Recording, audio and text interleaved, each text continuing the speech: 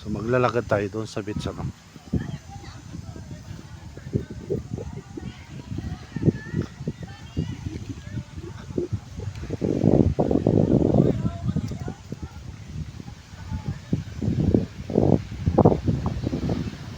So dito nagpa-park yung mga bangka, di ba? So dito po nagpa-park yung mga bangka natin. Ayan, hanggang dyan lang yan. Ayan, hanggang dyan. So doon sa area na yun, swimming area na yun. So yung boat natin yung parking hanggang dito lang. So maglalakad tayo. Sobrang init dito no.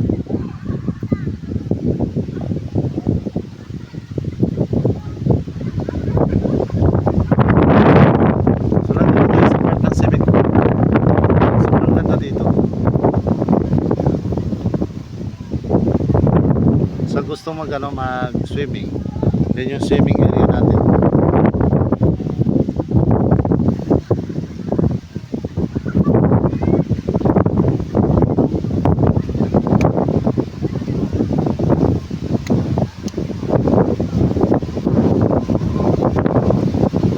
So medyo malakas ang hangin dito ngayon sa Civic.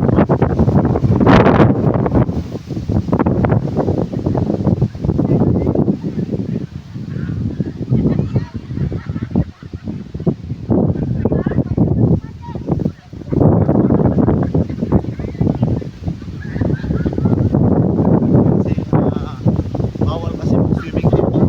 Yan. Yung swimming area natin.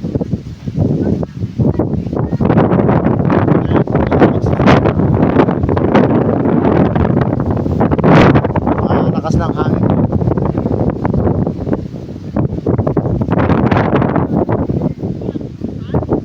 So yung ating si Kuya Guard. So yung ating guest doon. Tapos sa gusto magpa-picture ano ng ganito. Yan, so sa gusto magpa-picture ng ganito, meron dito nagpi-picture ano. So meron lang siyang bayad pero maganda naman. Ayun. Yan yung pagkakuha niya.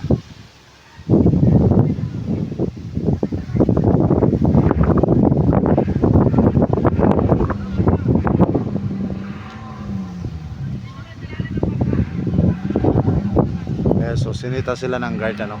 Kasi nga bawal diyan maligo at bawal din mag-stay yung boat.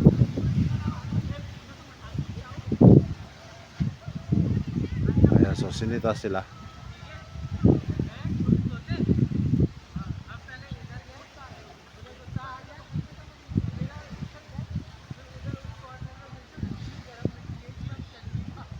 So ganito siya kaganda dito sa 7 Commando sa hindi pa nakapunta dito sa 7 Commando. So ganito siya kaganda no. So yung beach hanggang doon sa dulo na yun.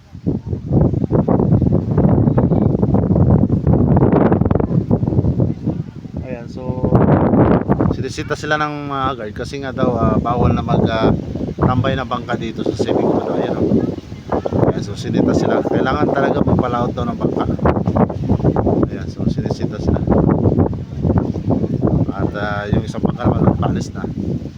Kasi hanggang dito lang kasi yung parking area. So after dito, so dito swimming area na, bawal na yung bangka. So yung boat natin ay doon po sa laot nakapulo kayo. Ayan. So gawa ng palaot yung ipalaot yung bangka para maluwag dito yung space. Ayan, so sinita sila.